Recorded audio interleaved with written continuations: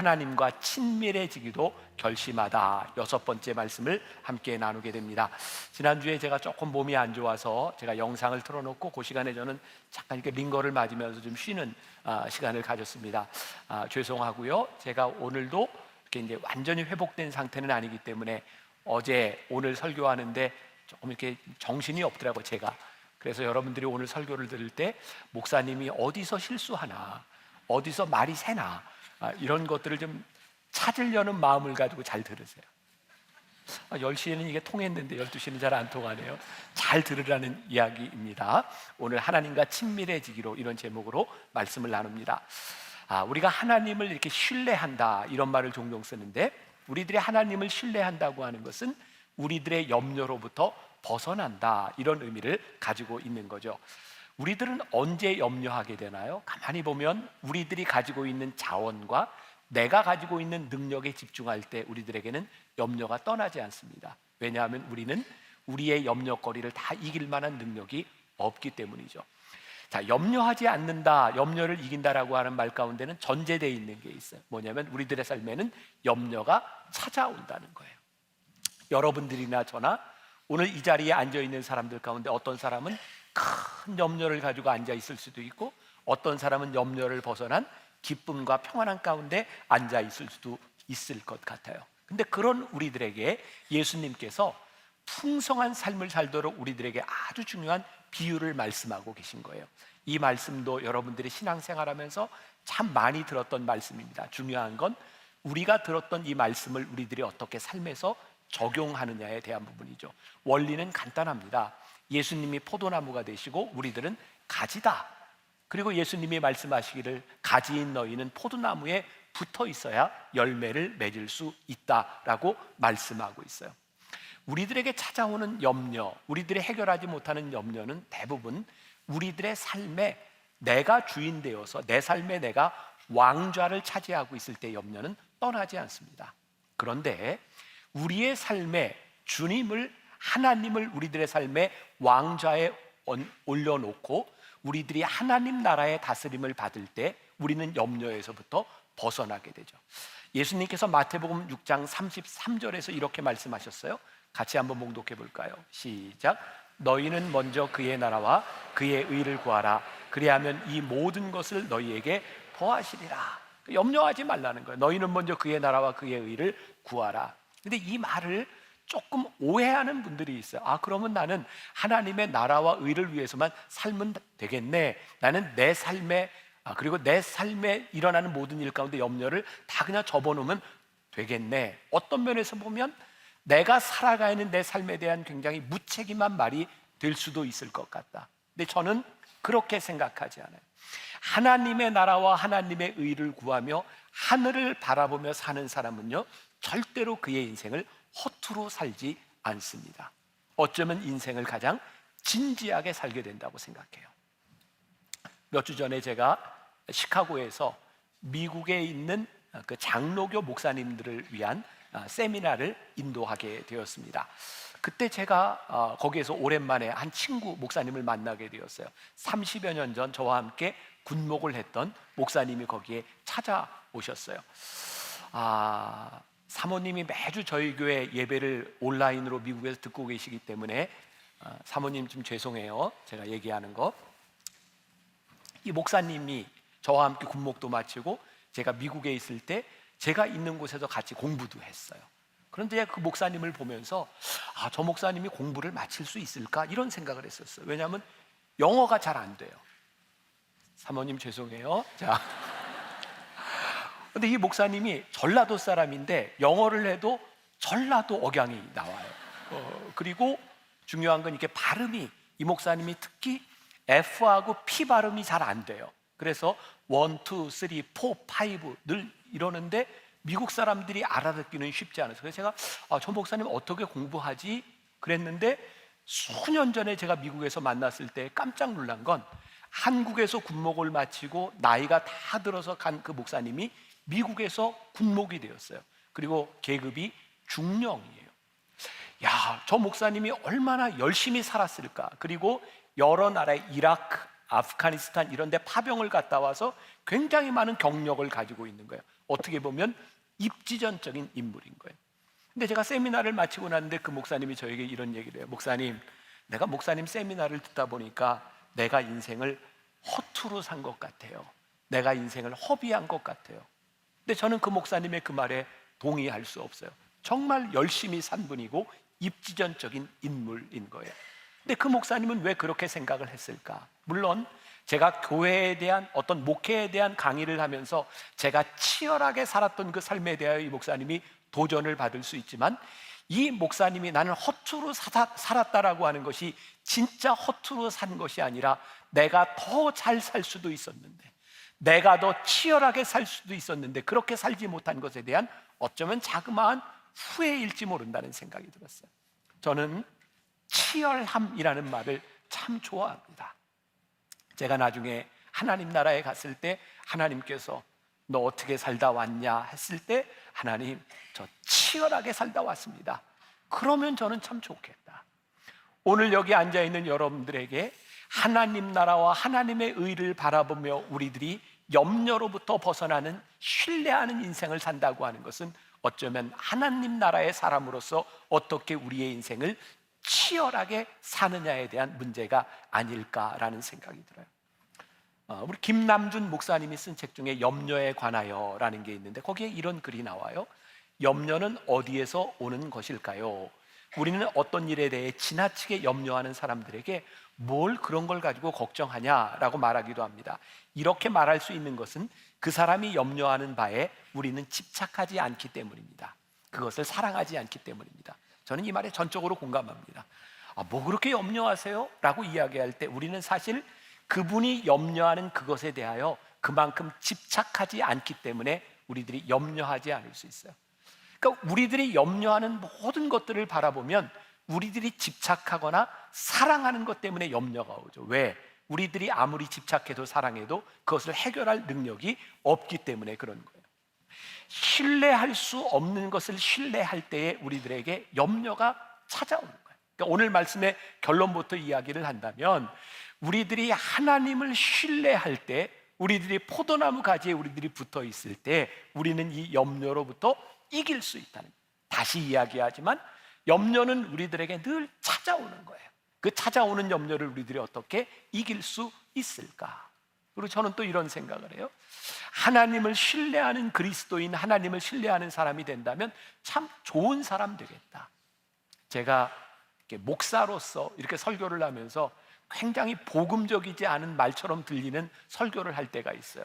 여러분들 느끼시는지 모르겠지만, 여러분 예수 믿으면 여러분들 착하게 살아야 됩니다, 이런 얘기 많이 하잖아요. 제가 예수 믿고 우리들이 믿음으로 산다고 하는 것은 참 많이 배웠는데, 믿음으로 사는 사람이 얼마나 좋은 성품으로 이 땅 위에서 잘 살아야 되는지는 잘 이야기하지 않았던 것 같아요. 근데 저는 믿는 게 있어요. 하나님을 신뢰하는 사람은 진짜 좋은 성품의 사람이 되고 착한 사람이 될 수밖에 없다. 하나님을 믿고 신뢰하는 사람이 어떻게 다른 사람에 대하여 그렇게 막 대할 수 있을까? 하나님을 신뢰하는 사람은 다른 사람도 신뢰하는 그런 인생을 살지 않을까? 하나님을 신뢰하지 못하는 사람들의 특징, 늘 두려움 가운데 산다는 거죠. 자, 우리들에게 두려움이 찾아오면 우리는 어떻게 하죠? 두려움을 좀 이렇게 막아보려고 방어를 합니다. 예를 들면 이런 거죠. 나에게 돈이 많이 있는데 이 돈을 좀 지켜야 돼. 그래서 금고도 만들고 보안도 하고. 무서운 적들이 우리들에게 쳐들어올 때 대부분의 나라들이 다 이렇게 성벽을 이렇게 높게 쌓죠. 근데 가만히 보세요. 두려움으로 인하여 쌓았던 그 성벽이 우리를 두려움으로부터 구원해 주는 것이 아니라 어느 날 우리들이 그 속에 갇혀 있는 모습을 봐요. 고립되어 있는 모습을 봐요. 두려움 가운데 산다고 하는 것은 우리들의 관계와 모든 것을 또 단절하게 만드는 일일지도 몰라요. 이번에 제가 미국에 있는 동안 저에게 계속 차를 라이드를 줬던 한 목사님이, 젊은 목사님이 제 옆에 앉아 있다가 뜬금없이 저에게 물었어요. 목사님, 두려움의 정체가 무엇인가요?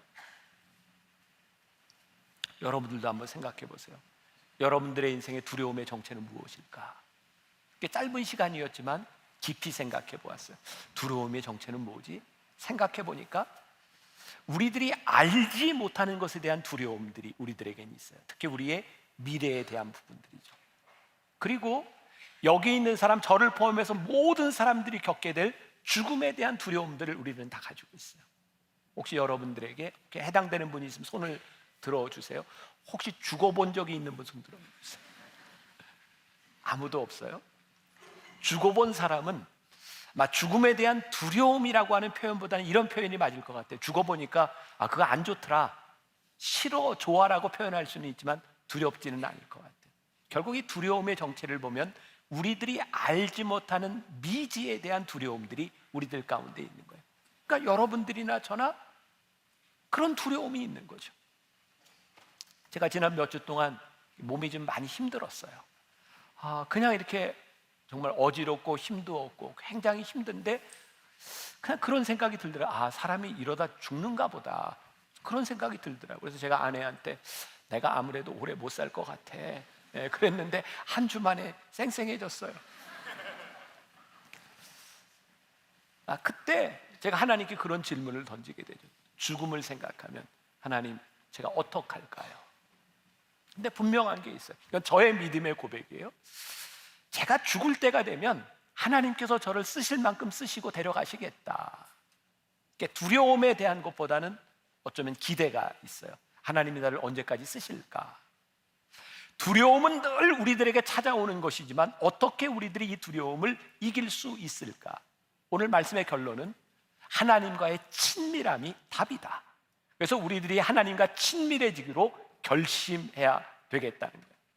염려와 두려움이 우리들에게 찾아오는 것을 막을 수는 없지만 찾아오는 것들에 대하여 어떤 태도를 가지고 살아가느냐는 굉장히 중요한 거예요. 헨리 나우엔의 책 예수의 길에 보면, 제가 얼핏 읽었던 기억이 나요.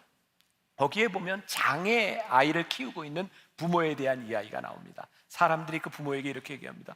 어떻게 이 아이를 이렇게 평생 힘들게 키울 수 있어요? 부모가 이렇게 대답합니다. 괜찮습니다. 이 아이를 사랑하면 키우는 일이 힘들기는 하지만 괜찮습니다. 그 아이를 사랑하는 사람과 사랑하지 않는 사람이 그 일을 보는 관점이 다른 거예요. 우리가 이 땅 위에 살아가면서 우리들에게 일어나는 수없이 많은 일들 가운데 우리들이 하나님과 친밀하게 살아가느냐 그렇지 않느냐는 굉장히 다른 차원의 문제인 거예요. 근데 오늘 이 친밀함에 대해서 우리들의 생각을 해보려고 하는데 저에게 이렇게 퍼뜩 떠오른 그런 예가 있어요. 제가 꽤 오랫동안 우리 손녀딸 얘기를 안 한 것 같아요, 그죠? 이제 할 때가 됐어요. 예. 저희 손녀딸이 이제 지금은 이제 멀리 떨어져 있으니까 제가 이제 여기 같이 있을 때 저 로비에 이렇게 보면 우리 손녀딸이 이제 할아버지 할머니도 좀 알아보고 이제 의사소통이 되는데 말은 아직 잘 못해요. 우리 손녀딸은 의사소통을 딱 한마디 가지고 표현을 합니다. 좋을 때는 싫을 때는 이게 우리 손녀딸이 의사표시를 하는 거예요. 제가 예배를 마치고 가끔 예배 전에 우리 손녀딸이 있을 때 할아버지한테 와 그러면 잘 안 오다가 이제 저한테 이제 안기게 됐어요. 근데 저에게 딱 안기다가도 엄마 아빠가 와 그러면 바로 갑니다. 굉장히 서운했어요. 근데 언제부터인가 제가 이렇게 안고 있는데 할머니나 뭐 다른 뭐 고모 할머니, 고모 할아버지 이렇게 와서 이렇게 와 그러면 하고 저한테 붙어 있어요. 이거를 어떻게 표현을 해야 될까요? 저에게 이 친밀함이 그렇게 와닿았어요. 하나님께서 우리를 어떠한 친밀함 가운데 우리를 보시는가. 만일 우리가 이 세상에 살아가면서 포도나무인 예수님께 붙어 있다고 생각했는데 세상에서 좋은 일만 생각, 그럼 글로 가. 친밀한 게 아니죠. 너희들 붙어 있으라는 거예요. 세상에 어떤 염려와 근심과 더 좋은 것들, 우리를 유혹하는 것들에서 일로 와 그럴 때 하고 주님께 붙어 있을 때 하나님께서 우리들에게 느끼시는 그 감정. 그러니까 우리들이 하나님을 믿는데 우리들이 인격적으로 믿는다고 한다면 이 인격적이라고 하는 것은 하나님과 우리들 사이에 교통이 있는 거죠. 우리들에게 붙어 있으라는 거예요. 그때 너희들의 삶이 풍성해지리라는 거예요.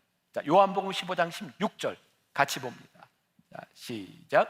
너희가 나를 택한 것이 아니요 내가 너희를 택하여 세웠나니 이는 너희로 가서 열매를 맺게 하고 또 너희 열매가 항상 있게 하여 내 이름으로 아버지께 무엇을 구하든지 다 받게 하려 함이니라. 야, 내가 너희를 택했어. 그러니 너희들이 내 안에 있어. 그러면 너희들이 풍성한 열매를 거둘 거야. 그런데 이 친밀함을 우리들이 구별해야 되는 것이 있는데, 그게 뭐냐면 익숙함과 친밀함이 다르다는 거예요. 익숙함은 우리들에게 굉장히 편안한 겁니다. 여러분, 우리들이 신앙생활을 하면서 언제부터인가 우리의 예배드리는 행위, 교회를 나오는 여러분들의 신앙의 이런 모습들, 언제부턴가 너무 익숙해졌어요. 예배드리는 게 편안해. 편안한 게 참 좋은 것이기는 하지만 이 편안함 때문에 관계가 깨질 수 있어요. 아마 부부 사이를 예를 든다면, 여러분들 언제부터인가 결혼을 하고 몇 년이 지나면서 편해지면 제일 편해지는 단계가 방구를 트는 거? 친밀해. 근데 참 이상하죠? 익숙해져서 내가 편안해지면 그 다음부터 노력을 잘 하지 않습니다. 편안해졌는데 관계가 소원해질 수 있어요.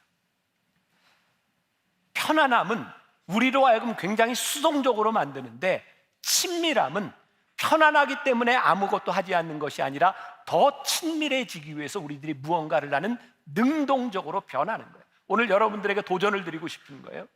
여러분들이 신앙생활을 하면서 여러분들의 삶이 지금 하나님과의 편안한 가운데 머물러 있습니까? 아니면 내가 친밀함을 유지하고 더 친밀해지기 위해서 우리는 어떤 신앙적인 행위, 어떤 신앙적인 모습을 우리들이 가지고 있습니까?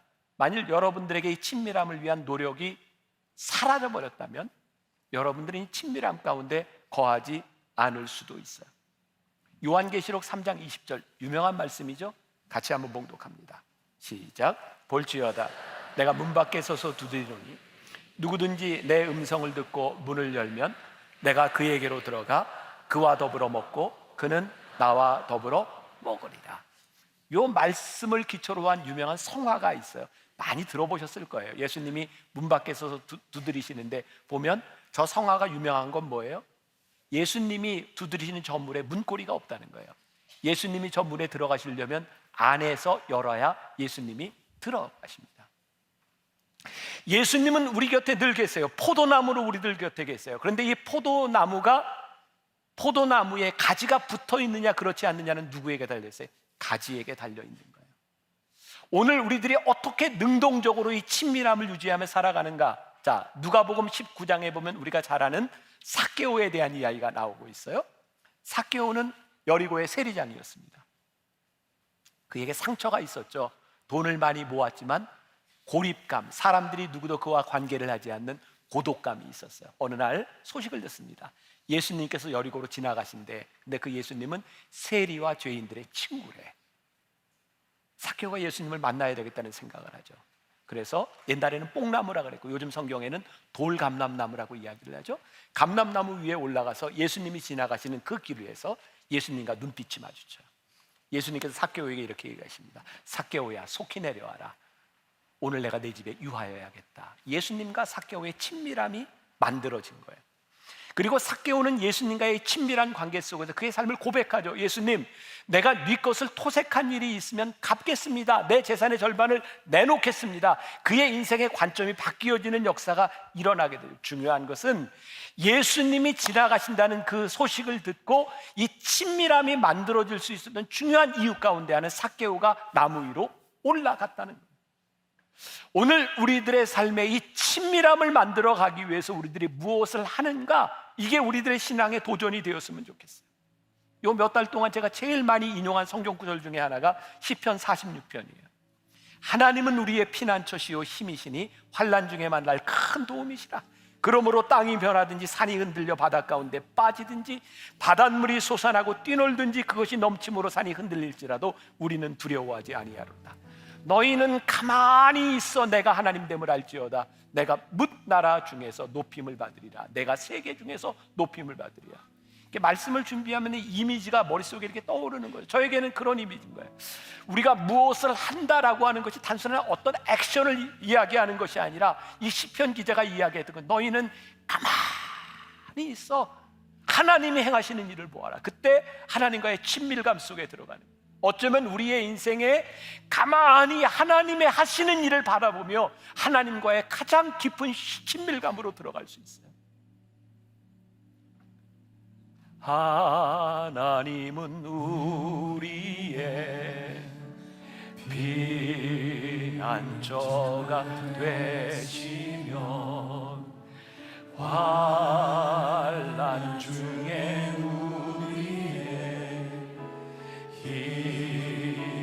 힘과 도움이시라. 너희는 가만히 있어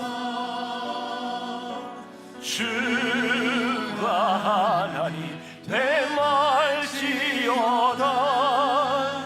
열방과 세계 가운데 주가 높임을 받으리라. 너희는 가만히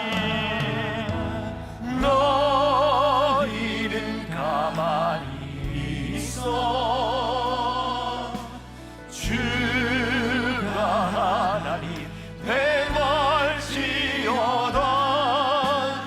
열방과 세계 가운데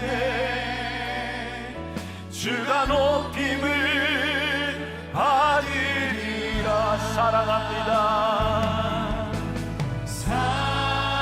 사랑합니다 내 아버지. 찬양합니다 내 온 맘 다하여. 선포합니다 예수 그리스도 주님 오심을 기다리며. 이 찬양을 부르면서 시편 기자의 풍성함이 느껴지지 않으세요? 하나님과의 관계의 친밀함이 느껴지지 않으세요? 우리가 하나님을 신뢰할 때 우리들에게 일어나는 일, 제가 두 가지를 짧게 이야기합니다. 하나는 나 자신 안에서 나와의 관계 회복이라고 생각해요. 우리는 관계를 이야기할 때 늘 양자 간의 그 관계를 이야기하죠. 근데 사실 참 중요한 게 내 속에 있는 나와의 관계예요. 여러분들은 여러분들 스스로를 얼마나 신뢰할 수 있어요? 가끔 우리는 이런 표현을 써요. 내 마음 나도 몰라. 내 마음 잘 모르겠어요. 내가 살아가면서 내가 하는 일들에 대하여 내가 그렇게 신뢰할 수 없어요. 우리들이 수없이 할 수 있다고 이야기해 보지만 진짜 할 수 있는지 모르겠어요. 신뢰라고 하는 것은요, 내가 하나님을 믿는 나를 신뢰할 수 있는 거예요. 참 말이 재미있죠. 하나님을 믿는다. 근데 하나님을 믿는 나를 신뢰하는. 그때 나 자신에 대한 신뢰가 찾아오죠. 그리고 나 자신에 대한 신뢰가 찾아올 때 우리는 내가 가지고 있었던 부정적인 생각이 아니라 나를 신뢰하는 마음으로 상대방들을 대하기 시작해요. 가만히 보면 우리들이 누군가의 관계를 맺고 누군가를 대할 때 사실은 내 속에 있는 내 모습 그대로 누군가를 대할 때가 많죠. 깊이 생각해 보세요. 그게 여러분들 모습입니다. 저도 퍼뜩 생각이 나요. 우리 아들이 고등학교 3학년 때 저한테 와서 이렇게 얘기했어요. 아빠, 집에서는 공부가 잘 안 돼요. 독서실을 끊어주세요. 제가 이런 지하에 단호하게 안 돼. 그 얘기를 딱 하는 순간 제 머릿속에 떠오른 건 제가 고3 때 독서실에서 매일 밤마다 당구를 쳤거든요. 안 돼. 왜? 내 경험인 거예요. 가만히 보세요. 여러분들의 자녀를 신뢰하지 못하는 많은 경우들 가운데 여러분들의 경험이 자리 잡고 있습니다. 누군가를 향해서도 마찬가지. 사실 누군가를 대할 때 내 상처가 그대로 투영되는 겁니다. 내가 나를 신뢰할 수 있는, 내가 하나님을 신뢰하는 나를 신뢰할 수 있을 때 비로소 우리는 신뢰하는 인생이 되는 거예요. 저는 나를 믿을 수 있는, 나를 신뢰할 수 있는 그것은 하나님을 믿는 자들의 특권이라고 생각해요. 우리들에게 어떤 수많은 자격들이 있기 때문이 아니죠. 왜? 오늘 본문 말씀 2절을 봅니다. 무릇 내게 붙어있어 열매를 맺지 아니하는 가지는 아버지께서 그것을 제거해 버리시고 무릇 열매를 맺는 가지는 더 열매를 맺게 하려 하여 그것을 깨끗하게 하시느니라. 생각해 보니까 내 인생에 가지치기를 하셨던 아픔들이 있는 거예요. 하나님, 그것까지 치셔야 되겠어요? 오늘 제가 10시 예배를 드리는데 우리 성도들 가운데 제가 설교를 하는데 보이는 얼굴들이 있는 거예요. 지금 가지치기를 당하고 있는 인생의 어려운 때를 지나가고 있는 성도들이 보이는 거예요. 근데 제 마음속에 그런 생각이 들어요. It's okay. 괜찮아. 왜?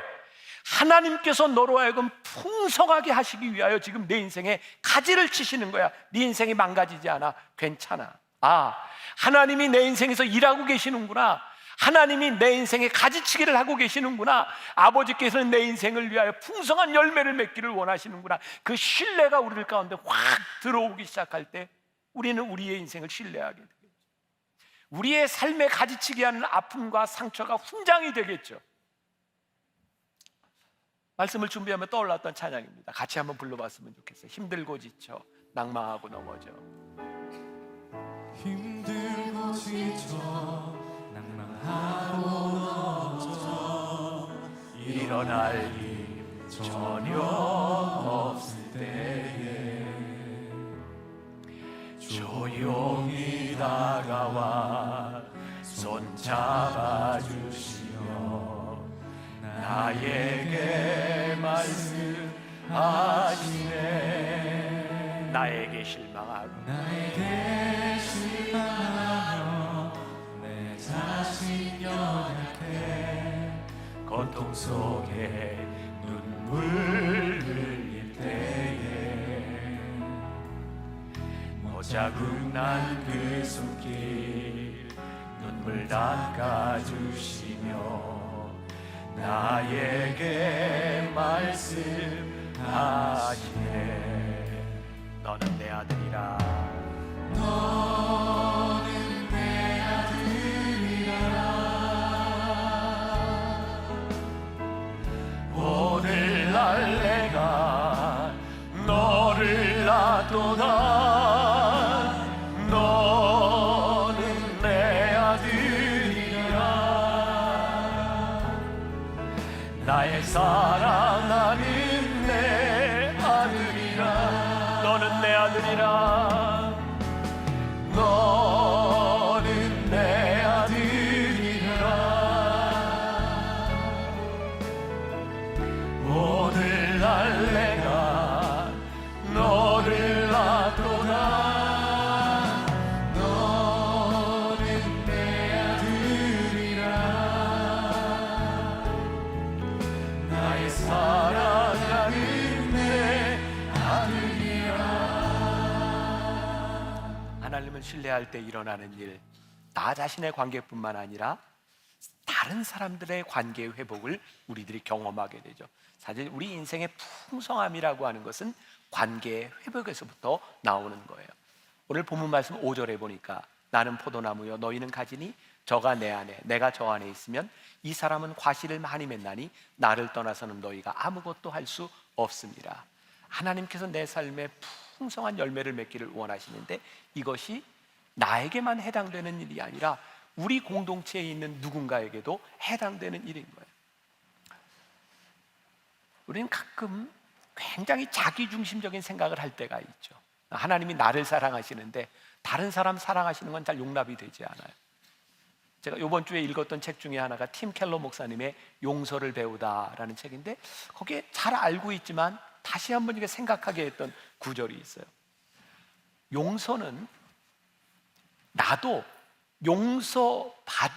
용서받은 대상임을 알 때 용서가 가능하다. 자, 이게 무슨 말이에요? 하나님이 나를 용서하셨다고 하는 것을 아는 사람만이 누군가를 용서할 수 있다는 거예요. 수직적인 관계가 회복될 때 수평적 관계가 회복되는 거예요. 근데 우리들이 힘든 게 있어요. 나는 용서하는데 저놈은, 심하게 해서 저놈의 새끼는 도대체 변하지 않아. 힘든 거예요. 이래도 용서해야 되는 겁니까? 우리들이 구별해야 될 게 있어요. 용서는 우리들의 몫이지만 화해는 우리들의 몫이 아니에요. 그 사람이 그 용서를 받아들이면 화해가 됩니다. 근데 우리들이 바라는 건 용서가 아니에요. 화해까지 나아가기를 원해요. 근데 하나님은 우리들에게 원하시는 게 용서예요. 회복은 우리들의 몫이 아닙니다. 하나님이 우리를 용서하셨기 때문에 우리도 누군가를 용서하는 겁니다. 그런데요, 참 힘든 게 있죠. 용서하는데 언제까지, 어디까지? 사실 이 용서라고 하는 이것이 보편적으로 누구에게 다 해당되는 것이 아니라 저는 목회를 하면서도 그런 걸 깨닫게 되는 거예요. 저 사람 언제까지 용납해 줘야 되지? 그 사람을 용납하는 것까지는 문제가 아닌데 그 사람을 용납함으로 인하여 누군가에게 피해가 가, 누군가를 어렵게, 내가 용납하는 건 괜찮은데 그것으로 인하여 많은 사람들을 힘들고 아프게 한다면 하나님 이거 어떻게 해야 되죠? 많은 교인들은 제가 이 강단에서 이렇게 얘기하기를 바랄 거예요. 여기까지만 용서하세요. 그거는 안 됩니다. 이렇게 딱 규정해주면, 야, 목사님이 강단에서 이렇게 얘기했으니 이렇게 하면 돼. 그러면 어쩌면 여러분들의 인생이 쉬울지 몰라요. 근데 오늘 저는 이 말씀을 이렇게 준비하고 생각하면서 저에게도 동일한 문제인가? 하나님, 어떻게 해야죠? 용서의 문제가 일률적으로, 관계 회복에 대한 문제가 일률적으로 누군가에게 해당되는 것이 아니라 그 문제를 안고 우리들이 씨름해야 되는 순간들이 있어요. 저는 하나님이 그거 원하실 거라는 생각이 듭니다. 너희들에게 어떤 원칙에 대한 문제가 아니라 네가 그 문제를 가지고 내 앞에 와서 씨름해보자.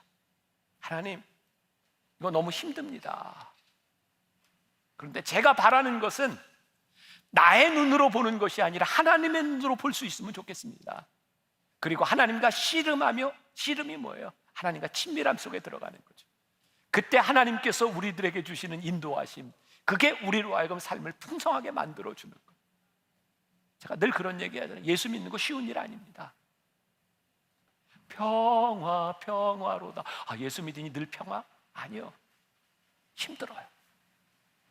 그 힘든 그 순간들을 지나서 우리들에게 오는 것이 진짜 평화예요. 나는 그냥 늘 평안해. 예수 믿었더니 걱정이 하나도 없어. 저게 새빨간 거짓말이라고 생각해요. 진짜 예수 믿으면 말씀 때문에 우리 마음이 괴로워요. 그게 정상이에요. 그리고 그 과정들을 지나갈 때 우리들에게 주시는 평안이, 말씀을 마무리하려고 합니다. 제가 만나교회 담임 목사가 된 지 딱 올해로 이제 만 20년이 됐어요. 제가 사역을 한 지 25년 만나교회에서 사역을 했어요. 제가 담임이 되었을 무렵에 저에게 제일 힘든 거는 어떤 거였냐면, 우리 교회 장로님들이 그때 한 48분 정도 계셨는데, 제가 유치원 시절부터 저를 보았던 분도 계시고 또 그 장로님들의 자녀들이 저하고 친구 세대예요. 저는 이렇게 목회를 하면서 내가 어떻게 리더십을 가지지? 그때는 그 리더십이 제일 중요하다고 생각해요. 어떻게 끌고 가지? 근데 끌고 가는데 마음대로 끌고 가다 싸우고 이러면 안 되잖아. 그러니까 저는 늘 어떤 생각을 했냐면, 그래, 내가 많이 참아야 돼. 내가 인내해야 돼. 그래서 많이 아프고 힘들었어요. 이게 화를 내면 나는 편한데 다른 사람이 힘들어지고요, 화를 참으면 다른 사람은 편한데 내가 힘들어요. 그건 뭐 어쩔 수 없는 거예요. 근데 저는 그게 내가 목회자로서의 내 숙명이고 십자가라고 생각했어요. 그래, 내가 힘들어서 누군가 편하고 교회가 좀 편해질 수 있으면 그건 내가 짊어져야 될 짐이지. 그리고 이렇게 몸이 많이 아팠던 시간들을 지나갔고, 이렇게 어느 날 이렇게 창립 기념일 때, 설교할 때, 그 당시에는 이렇게 장로님들이 여기 이렇게 모여서 앉아 계실 때였어요. 설교하다가 장로님들 보면서 제가 아픈 거에 80%는 장로님들 때문인 것 같아요. 굉장히 분위기 썰렁하게 만드는, 근데 제 안에서 문제가 해결됐기 때문에 그런 얘기를 할 수 있었어요. 저는 제가 참으면서 제가 꽤 괜찮은 사람이라고 생각을 했어요. 이 정도면 내가 괜찮은 사람이야. 근데 제가 괜찮지 않았더라고요. 제가 그날 장로님들한테 내가 아픈 거 한 80%는 장로님들 때문이라고 내가 참았다고 생각했는데, 사실은 그 시간들을 참아내고 인내해 준 건 장로님들이었거든요. 저를 그렇게 참고 인내해 주지 않았더라면 내가 이렇게 목회를 할 수 있었을까? 그래서 그날 예배 시간에 많이 울었어요. 그리고 저분들이 나를 참 많이 참아주었구나 라고 생각하는 순간, 그것을 깨닫는 순간 진짜 내가 괜찮은 사람이 되었구나 라고 생각했어요. 지금 여러분은 괜찮은 목사한테 설교를 듣고 있는 거예요. 내가 생각하는 괜찮음이 문제가 아니라 그 사람이 참 귀하구나, 그 사람이 참 많이 참아주었구나. 그게 우리들에게 일어나는 관계의 회복에 대한 일들이죠. 하나님은 우리들의 삶에 풍성한 열매를 맺기를 원하세요. 그 풍성한 열매는 관계의 회복에서부터 일어나는. 제가 여러분들에게 숙제를 하나 드리고 싶어요. 이번 한 주간 여러분들이 하나님과의 친밀함을 위하여 여러분들이 할 수 있는 일이 무엇일까요? 그리고 그 친밀함 가운데 여러분들이 들어갔을 때 그 친밀함으로 인하여 내 속에 있는 이 문제와 갈등이 해결되고, 내가 이렇게 해결하지 못했던 관계의 문제들이 회복됨으로 인하여 우리들이 고백할 수 있는 그 풍성함. 다음 주일날 나올 때 하나님, 제가 이 풍성함을 가지고 제 삶의 이 열매를 가지고 하나님 앞에 나왔습니다. 그래서 우리들이 오늘 결심하자는 거예요. 하나님과 친밀해지기로 결심하자. 예수 믿는데 우리들에게 좀 변화가 좀 일어나야 되지 않겠어요? 예수 믿고 말씀 듣는데 우리들의 삶이 바뀌어져야 되지 않겠어요? 바뀌어지는 게 뭐예요? 풍성함으로. 여러분들이 그렇게 한 주간 풍성한 열매 맺을 수 있기를 주님의 이름으로 간절히 축원합니다. 우리 같이 찬양하며